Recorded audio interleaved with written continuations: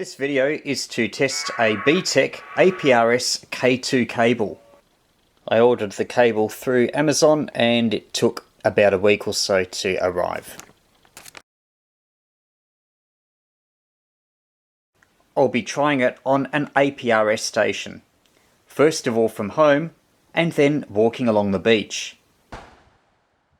The cable goes between my Android mobile phone and this Baofeng UV82 handheld transceiver.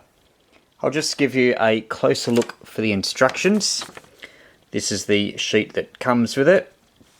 It's just a quick start guide. Important thing is you need to set the Vox level right and a few other settings. It comes with a reverse adapter, but I didn't need it for my Android phone. This is a close-up of the cable, a 4-connector 3.5mm plug for the phone, and then a twin plug, 2.5mm and 3.5mm, that goes into the speaker mic socket on the Baofeng. The cable's about 1 meter long, and there's this little thing in the middle. Presumably a few resistors and capacitors to change the levels, but I'm not completely sure. Oh, and I forgot to have a look on the back of the sheet. There's a bit of a blurb about how the cable connects. There's some other information here if you want to learn about APRS and other applications. I haven't tried it, but you can get slow scan TV apps on your mobile phone and you might be able to use those with your Baofeng to transmit images.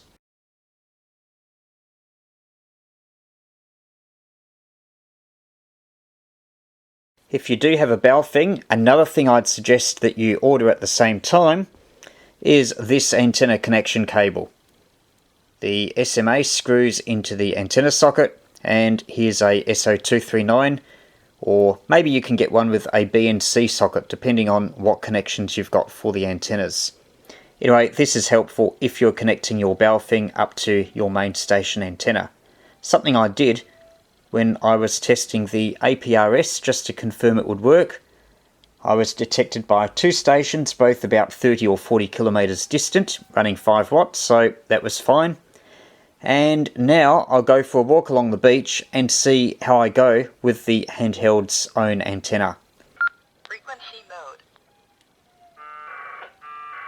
The frequency to use on APRS will vary, but here in Australia it's 145/175. I'll use a small backpack with the handheld mounted inside, especially because I'm only using the supplied rubber ducky. It's important that it be as high as possible and held vertical.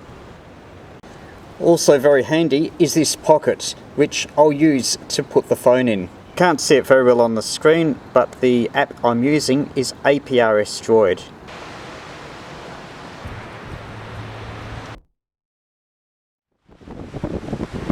My main worry with all this is whether I'll be picked up enough. After all, I'm not very high up above sea level, and I'm only using 5 watts from a handheld into a rubber duck antenna. But even if only 1/3 or 1/4 of the position reports were received, that should be enough to provide a reasonable idea of how I'm travelling.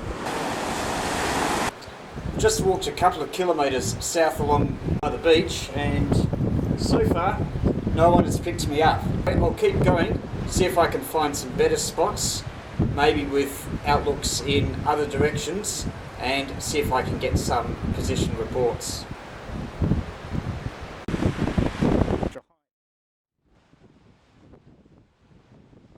I'm about 3 kilometres from where I started and got a little bit of extra height, so if I'm lucky I'll be able to be received by at least someone.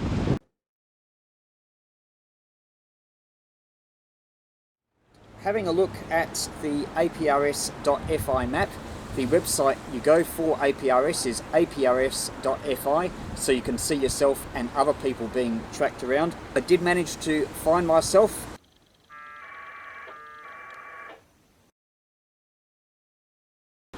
and there are several positions reported not too far from one another, so it would seem that I'm getting reliable reception from another station quite a bit further to the south, VK3DPW, a distance of around 30 kilometres, and probably a fairly good path as well, as some of it would be over the water.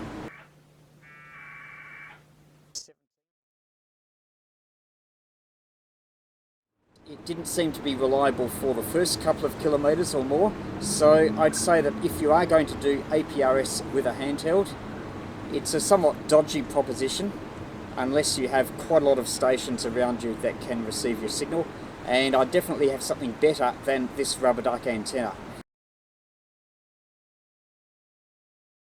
APRS and a handheld, it is a little bit tricky to get sorted out, but it's fairly cheap.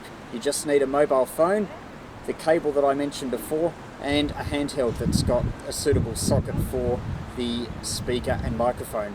Plus, it's got to have Vox or voice operated transmit so that you can command the transmit to operate automatically.